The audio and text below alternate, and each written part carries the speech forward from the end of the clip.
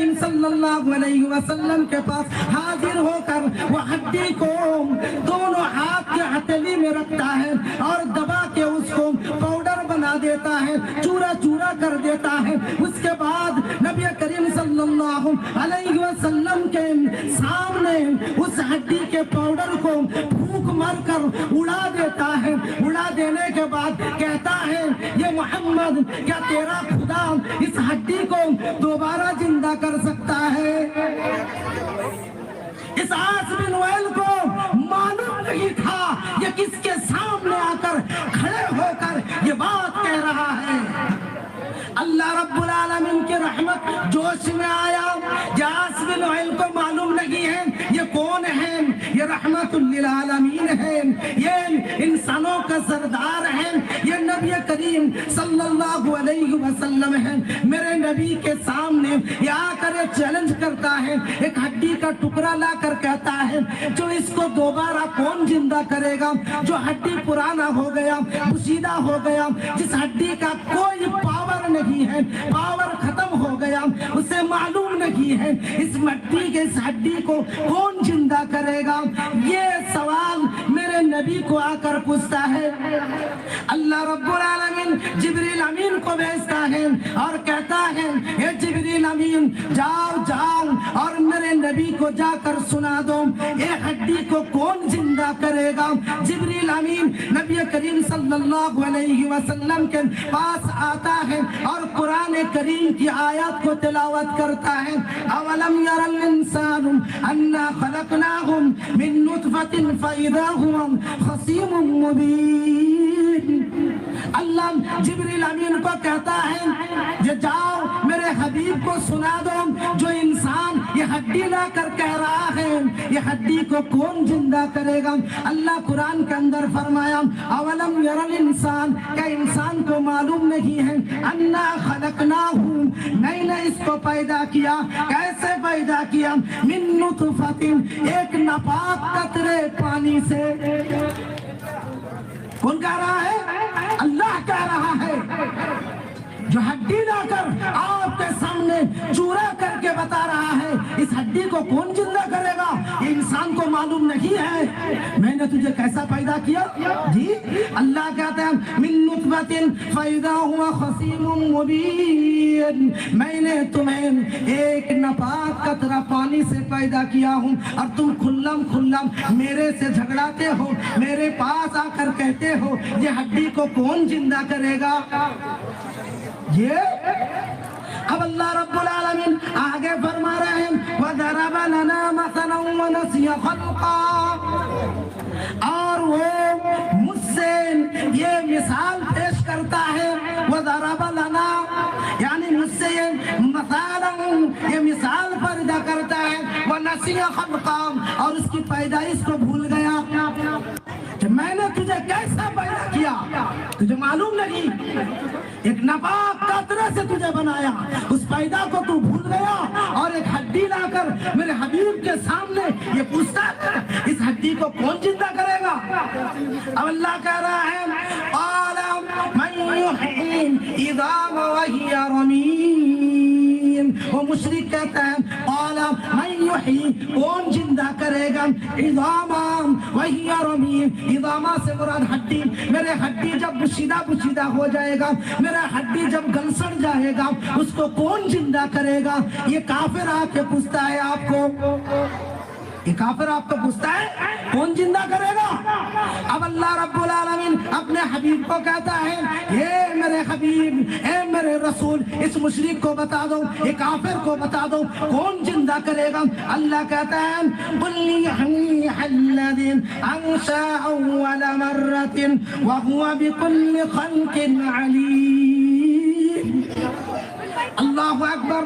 اللہ کہتا ہے قُلْ يُحْيِيهَا الَّذِي، وہ اللہ تمہیں زندہ کرے گا جو اللہ تمہیں پہلی مرتبہ زندہ کیا، یعنی پہلے مرتبہ جو اللہ نے تمہیں بنایا وہ اللہ نے تمہیں پھر بنائے گا۔ ابھی سب کے ہاتھ میں موبائل ہے نا نہیں میرے بھائی، یہ موبائل جو ہے دجال کے فتنے سے بھی بڑھ کر ہے۔ میں اس موبائل کے بارے میں بتا رہا ہوں. یہ جو موبائل ہے اگر اس موبائل ٹوٹ گیا پھوٹ گیا پرانا ہو گیا اور اس کا کوئی نام و نشان نہیں, اگر اس کمپنی کو کہا جائے, وہ کمپنی والے کو کہا جائے جو موبائل میرا تھا وہ موبائل بنا دو, بنا سکے گا یا نہیں؟ جواب دیجئے. ارے ضرور بنا دے گا یار. جس کمپنی نے موبائل بنایا اس موبائل اگر ٹوٹ گیا اس کو نہیں بنا سکے گا؟ جس اللہ نے تمہیں بنایا کیا وہ اللہ تمہیں دوبارہ نہیں بنا سکتا؟ جی اب موبائل کے اندر یہ خوبی ہے, بیان کروں, یہ موبائل کے اندر جو خوبی ہے, یہ خوبی اگر انسان کے اندر آ جائے وہ ولی بن جائے گا. اب تعجب لگ رہا نا نہیں جو مولانا کیا بول رہا ہے؟ موبائل کا خوبی, موبائل کے اندر جو خوبی ہے وہ اگر انسان کے اندر آ جائے تو ولی بن جائے گا. بات بھیجا میں نہیں آ رہا نہیں جی. موبائل کے اندر کیا خوبی ہے سن لو, کان کھول کر سنو. یہ موبائل کس لیے بنایا کمپنی نے جی؟ ارے موبائل کس لیے بنایا؟ موبائل بنانے والے کا لکش کیا ہے, ادیشیہ کیا ہے؟ اس کا لکش یہی ہے جب میں موبائل اس لیے بنایا ہوں جو ایک آدمی دوسرے آدمی سے کنٹیکٹ کر سکے, ایک آدمی دوسرے آدمی سے بات کر سکے. یہ اصل مقصد ہے موبائل کا. اس کے بعد یوٹیوب, فیس بک, انسٹاگرام اور آپ کا جو ہے واٹس ایپ, یہ تمام چیزیں اس کے اندر ہیں. اصل مقصد کیا ہے؟ ایک آدمی کا بارتا دوسرے آدمی تک پہنچانا ہے. اب کوئی موبائل 1.5 لاکھ کا مولا ہے یا 20,000 کا مولا ہے, وہ 20,000 والا موبائل چلا رہا ہے. اب یہ یوٹیوب میں ہے, وہ گانا سن رہا ہے, وہ نعت سن رہا ہے, موویز دیکھ رہا ہے, اتنی میں اس کے پاس کال آتا ہے. تو وہ جو رنگ ٹون جو اس کے موبائل میں گھسا وہ کیا کہے گا کہ نہیں اب میرا مالک جو ہے ابھی نعت سن رہا ہے, میرا مالک جو ہے ابھی موبائل میں موویز دیکھ رہا ہے, یہ رنگ ٹون تم ابھی بھاگ جاؤ.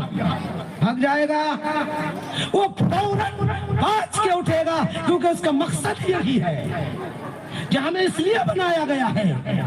انسان اپنا مقصد کو بھول گیا ہے. جس اللہ نے تمہیں جس لیے بنایا کبھی سوچا ہے کہ اللہ نے ہمیں کس لیے بنایا ہے؟ کبھی سوچا؟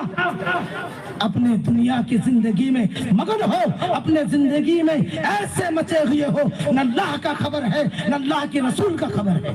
مرنا نہیں ہے, مسجد میں جانا نصیب نہ ہو, لیکن قبرستان کی مٹی تمہیں نہیں چھوڑے گا. تمہیں قبرستان میں جانا ہوگا.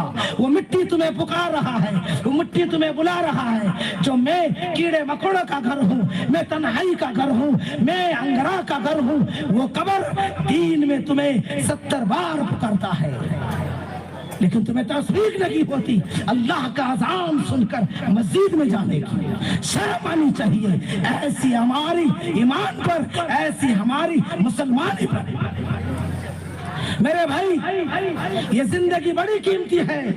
ایک آدمی رات کو خواب دیکھتا ہے جی ایک شیر اس کو بھگا کر لے جا رہا ہے, شیر اس کے پیچھے اور یہ آدمی شیر کے آگے.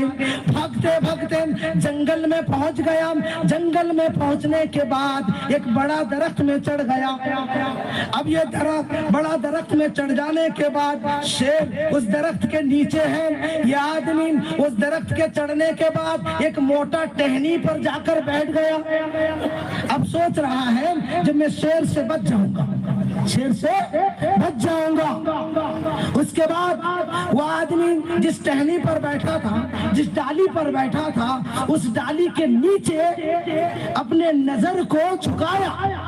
نیچے نظر جھکانے کے بعد دیکھ رہا ہے ایک بہت بڑا سانپ اس کے نیچے ایک دم اس کے سیدھا سیدھا منہ کھول کر بیٹھا ہوا ہے. اب یہ سوچ رہا ہے کہ اگر نیچے جاؤں تو شیر مجھے کھائے گا, اگر اسی ٹہنی سے نیچے کود کر میں اپنے بچنا چاہوں تو سانپ کے پیٹ میں چلا جاؤں گا. اب اتنی دیر میں وہ دیکھ رہا ہے جو چوہا جس ٹہنی میں وہ بیٹھا تھا اس چوہا نے اس ٹہنی کو کاٹنا شروع کر دیا. वो चूहा एक काला था और एक सफेद था। अब ये आदमी घबराते हुए ऊपर देख रहा है, ये शायद ऊपर टहनी के तरफ मेरा हाथ चला जाए तो नीचे से मैं ऊपर चला जाऊं। जब ऊपर देखता है तो ऊपर टहनी में एक शहद का मक्खी का छाता लगा हुआ है, शहद का मक्खी वहां लगा हुआ है और उससे शहद टपक रहा है। शहद समझते ना, नहीं मधु, मधु उस ऊपर टहनी से मधु टपक रहा है। अब जब मधु उसके मुंह पर गिरा, होठ पर गिरा, 2 कतरा वो मधु को चाट लिया। ये तमाम चीजों को भूल गया, ये तमाम चीजों को भूल गया, हो तमाम चीजों को क्या कर गया, भूल गया। जब मेरे नीचे कौन है, शेर है दरख्त के नीचे, और मेरे टहनी के नीचे सांप है, और 2